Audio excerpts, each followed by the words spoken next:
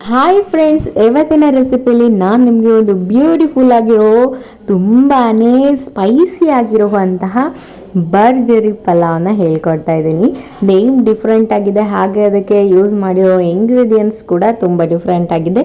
So ಈ ಪಲಾವ್ಗೆ ಏನೆಲ್ಲ ingredients use ಮಾಡಿದೆ ನೋಡೋಣ. ವಿಡಿಯೋ ಸ್ಟಾರ್ಟ್ ಮಾಡಿ ಬನ್ನಿ.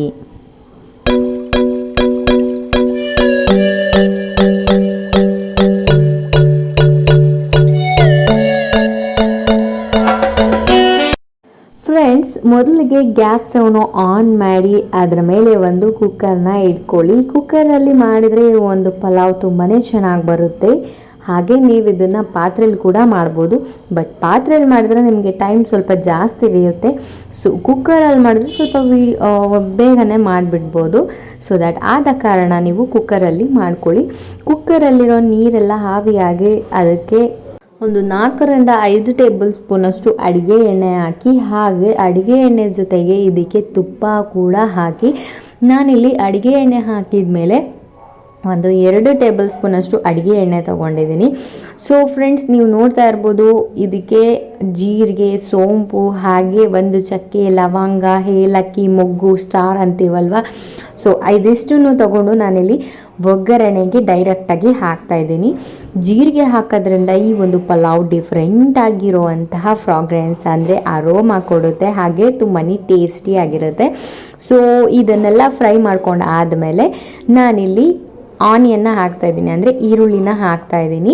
ಈರುಳ್ಳಿನೂ ಅಷ್ಟೇ ಶಾಲೋ ಫ್ರೈ ಬರೋ ತನಕ ಅದನ್ನು ಫ್ರೈ ಮಾಡ್ಕೊಳ್ಳಿ. ಅದಾದಮೇಲೆ ಶುಂಠಿ ಬೆಳ್ಳುಳ್ಳಿ ಪೇಸ್ಟ್ನ ಹಾಕ್ಕೊಳ್ಳಿ. ಶುಂಠಿ ಬೆಳ್ಳುಳ್ಳಿ ಪೇಸ್ಟು ಇನ್ ಕೇಸ್ ಏನಾದರೂ ನಿಮ್ಮ ಕುಕ್ಕರ್ ಒಂದು ತಳ ಹಿಡಿತಾ ಇದೆ ಅಂತಂದರೆ, ಎಣ್ಣೆ ಕಮ್ಮಿ ಆಗಿದೆ ಅಂತ, ಯಾವುದೇ ಒಂದು ರುಬ್ಬಿದ ಮಸಾಲೆ ಆಗಿರ್ಬೋದು, ಶುಂಠಿ ಬೆಳ್ಳುಳ್ಳಿ ಪೇಸ್ಟ್ ಆಗಿರ್ಬೋದು, ಈ ಥರ ಒಂದು ತಳ ಹಿಡಿತಾ ಇದೆ ಅಂದರೆ ಎಣ್ಣೆ ಅಂಶ ಕಮ್ಮಿ ಆಗಿದೆ ಅಂತ. ಸೊ ಎಣ್ಣೆ ಸ್ವಲ್ಪ ಜಾಸ್ತಿ ಮಾಡ್ಕೊಳ್ಳಿ ಆ ಟೈಮಲ್ಲಿ. ಅದಾದಮೇಲೆ ವೆಜ್ಜಸ್ ಅಂದರೆ ಎಲ್ಲ ಥರದ ತರಕಾರಿ, ಕ್ಯಾರೆಟ್, ಬೀನಿಸ್, ಹಾಗೆ ಆಲೂಗೆಡ್ಡೆ, ಹಾಗೆ ಬಟಾಣಿ ಕಾಳು, ಹಸಿ ಬಟಾಣಿ ಕಾಳು ಸಿಗುತ್ತಲ್ವ, ಸೊ ಅದನ್ನು ಹಾಕೋಬೋದು. ಹಾಗೆ ಈ ಥರ ಮೊಳಕೆ ಕಟ್ಟಿದ ಬಟಾಣಿ ಕಾಳು ಕೂಡ ಹಾಕೋಬೋದು. ನಾನಿಲ್ಲಿ ಎಲ್ಲ ಥರದ ಬೀನಿಸ್, ಕ್ಯಾರೆಟ್, ಆಲೂಗೆಡ್ಡೆ ಈ ಥರ ಒಂದು ತರಕಾರಿಗಳನ್ನ ಹಾಕ್ಕೊಂಡು ಆ ಶುಂಠಿ ಬೆಳ್ಳುಳ್ಳಿ ಫ್ರೈ ಇದೆಯಲ್ಲ ಅದಕ್ಕೆ ಹಾಕ್ಕೊಂಡು ಎಲ್ಲನೂ ಫ್ರೈ ಮಾಡ್ಕೋತಾ ಇದ್ದೀನಿ.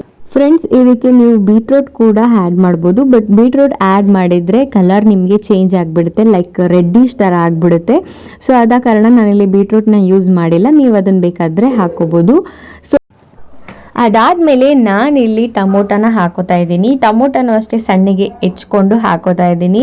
ಟೊಮೊಟೊ ಹಾಕೋದ್ರಿಂದ ಪಲಾವು ಸ್ವಲ್ಪ ಹುಳಿ ಅಂಶ ಬಿಟ್ಕೊಳ್ಳುತ್ತಲ್ವ, ಸೊ ಪಲಾವ್ ಒಂಥರ ತುಂಬ ಚೆನ್ನಾಗಿ ಬರುತ್ತೆ. ಅದಾದಮೇಲೆ ಬಿರಿಯಾನಿ ಮಸಾಲ ಅಂದರೆ ವೆಜ್ ಬಿರಿಯಾನಿ ಮಸಾಲ, ಹಾಗೆ ಅಚ್ಚ ಖಾರದ ಪುಡಿ, ಗರಂ ಮಸಾಲ, ಹಾಗೆ ಧನಿಯಾ ಪುಡಿ, ಸ್ವಲ್ಪ ಅರಿಶಿನ, ಇಷ್ಟನ್ನು ಒಂದೇ ಸಲ ಹಾಕ್ಕೊಂಡು ಅದರಲ್ಲಿ ಚೆನ್ನಾಗಿ ಖಾರ ಎಲ್ಲ ಮಗ್ಗಿಸ್ಕೊತಾ ಇದ್ದೀನಿ, ಅಂದರೆ ಫ್ರೈ ಮಾಡ್ಕೋತಾ ಇದ್ದೀನಿ. ಯಾಕೆ ಅಂತ ಹೇಳಿದ್ರೆ ಖಾರದ ಅಂಶ ಎಲ್ಲ ತರಕಾರಿಗಳಿಗೂ ಹಿಡಿದಾಗ ಮಾತ್ರ ರೈಸ್ ಹಾಗೆ ತರಕಾರಿ ಎಲ್ಲದಕ್ಕೂ ತಿಂದಾಗ ನಿಮಗೆ ಟೇಸ್ಟ್ ಅನಿಸುತ್ತೆ.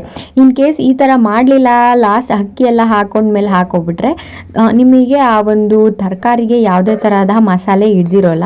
ಸೊ ಅದರಿಂದ ಈಗಲೇ ಎಲ್ಲ ಒಟ್ಟಿಗೆ ಹಾಕೋಬಿಟ್ಟು ಅದಕ್ಕೆ ರುಚಿಗೆ ತಕ್ಕ ಉಪ್ಪು ಹಾಗೆ ಕೊತ್ತಂಬರಿ ಸೊಪ್ಪು ಹಾಕಿ ಅದನ್ನು ಬಾಡಿಸಿ, ಅದಾದಮೇಲೆ ಈ ತೊಳ್ಕೊಂಡಿರೋಂತಹ ಅಕ್ಕಿ 1 ಕಪ್ ಅಕ್ಕಿ ಹಾಕಿದ್ದೀರ ಅಂದರೆ 2 ಕಪ್ ನೀರು, ಆದರೆ ಒಂದೊಂದು ಅಕ್ಕಿ ಸ್ವಲ್ಪ ಕಮ್ಮಿ ಸ್ವಲ್ಪ ಜಾಸ್ತಿನೂ ಹಿಡಿಯುತ್ತೆ, ಅದನ್ನು ನೋಡ್ಕೊಂಡು ಹಾಕ್ಕೊಳ್ಳಿ. ಸೊ ಅದಾದಮೇಲೆ ಈ ಥರ ಎಣ್ಣೆಯಲ್ಲಿ ಚೆನ್ನಾಗಿ ಫ್ರೈ ಮಾಡಬೇಕು. ಯಾಕಪ್ಪ ಅಂತ ಹೇಳಿದ್ರೆ, ನೀವು ಯಾವುದೇ ಒಂದು ಪಲಾವ್ ಮಾಡ್ತಾ ಇದ್ದೀರಾ, ಏನೋ ಒಂದು ಗೀ ರೈಸ್ ಏನೋ ಒಂದು ಮಾಡ್ತಾ ಇದ್ದೀರಾ ಅಂದರೆ ಅದನ್ನು ಎಣ್ಣೆಯಲ್ಲಿ, ಅಂದರೆ ಹಾಕಿರುವಂತಹ ಎಣ್ಣೆಯಲ್ಲಿ ಚೆನ್ನಾಗಿ ಫ್ರೈ ಮಾಡ್ಕೊಳ್ಳಿ. ಯಾಕಪ್ಪ ಅಂತ ಹೇಳಿದ್ರೆ ಉದುದ್ರಾಗಿ, ಅಂದರೆ ಬಿಡಿ ಬಿಡಿಯಾಗಿ ನಿಮಗೆ ಈ ಪಲಾವ್ ಅಥವಾ ಬಿರಿಯಾನಿ ಏನು ಮಾಡ್ತಿದ್ದೀರಾ ಅದು ಬರುತ್ತೆ. ಸೊ ಅದಾದಮೇಲೆ ನಾನಿಲ್ಲಿ ಸ್ವಲ್ಪ ಮೇಲ್ಗಡೆ ಪುದೀನ ಸೊಪ್ಪು ಹಾಗೆ ಮತ್ತೆ ಕೊತ್ತಂಬರಿ ಸೊಪ್ಪು ಹಾಕಿ ಲಾಸ್ಟಿಗೆ ಕಸೂರಿ ಮೇಥಿನ ಆ್ಯಡ್ ಮಾಡ್ತಾ ಇದ್ದೀನಿ. ಕಸೂರಿ ಮೇಥಿ ಫ್ರೆಂಡ್ಸ್ ನಿಮಗೆ ಆಪ್ಷನಲ್ಲೂ ಬೇಕು ಅಂದರೆ ಹಾಕೋಬೋದು, ಇಲ್ಲಾಂದರೆ ನೋ ಪ್ರಾಬ್ಲಮ್, ಇಲ್ಲಾಂದರೆ ಸ್ಕಿಪ್ ಮಾಡ್ಕೊಳ್ಳಿ. ಅದಾದಮೇಲೆ 1 ಅಥವಾ 2 ವಿಷಲ್ ಬರಬೇಕು, ಅಲ್ಲಿ ತನಕ ವೆಯ್ಟ್ ಮಾಡಿ, ವಿಷಲ್ ಓಡಿಸಿ.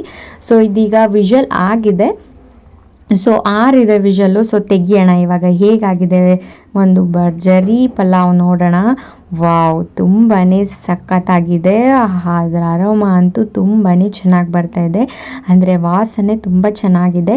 ಫ್ರೆಂಡ್ಸ್, ಇದನ್ನು ಒಂದ್ಸಲ ಮಾಡಿ ನೀವು ನೋಡ್ತಾ ಇರ್ಬೋದು ಎಷ್ಟು ಬಿಡಿ ಬಿಡಿಯಾಗಿ ಬಂದಿದೆ ಈ ಪಲಾವ್ ನೋಡಿ ಅಲ್ವಾ. ಈ ಥರ ಒಂದು ಪಲಾವ್ ನೀವು ರೆಸ್ಟೋರೆಂಟಲ್ಲಿ ತಿಂದಿರ್ತೀರಾ. ಸೊ ಯಾಕೆ ತಡ, ನೀವು ನಿಮ್ಮ ಮನೆಯಲ್ಲಿ ಈ ಥರದ ಒಂದು ರೆಸ್ಟೋರೆಂಟ್ ಸ್ಟೈಲ್ನ ಒಂದು ಪಲಾವ್ ಮಾಡಿ. ತುಂಬಾ ಈಸಿ, ಹಾಗೆ ತುಂಬಾ ಕ್ವಿಕ್ಕಾಗಿ ಆಗುತ್ತೆ. ಸೊ ಫ್ರೆಂಡ್ಸ್, ಈ ವಿಡಿಯೋ ನಿಮಗೆ ಇಷ್ಟ ಆಗಿದೆ ಅಂತ ನಾನು ಭಾವಿಸ್ತಾ, ಫ್ರೆಂಡ್ಸ್ ಈ ರೆಸಿಪಿನ ಒಂದ್ಸಲಿ ನಿಮ್ಮ ಮನೆಯಲ್ಲಿ ಟ್ರೈ ಮಾಡಿ ಹೇಗಾಗಿತ್ತು, ಹಾಗೆ ರುಚಿ ಹೇಗಿತ್ತು ಅಂತಲೂ ತಿಳಿಸಿ. ಹಾಗೆ ನಿಮಗೆ ಬೇಕಾಗಿರುವಂತಹ ಅಡಿಗೆಗಳ ಬಗ್ಗೆ ಇನ್ಫಾರ್ಮೇಷನ್ ಆಗಿರ್ಬೋದು, ಅಡುಗೆ ಬಗ್ಗೆ ಏನು ನಿಮಗೆ ಒಂದು ವಿಡಿಯೋ ಬೇಕಾದು ಹೇಗೆ ಮಾಡೋದು ಅಂತ ತಿಳ್ಕೊಬೇಕಿದ್ರೆ ಕಮೆಂಟ್ ಮಾಡಿ, ನಾನು ಅದ್ರ ಬಗ್ಗೆ ವಿಡಿಯೋ ಮಾಡಿ ಹಾಕ್ತೀನಿ ಅಂತ ಹೇಳ್ತಾ ನಮಸ್ಕಾರಗಳು.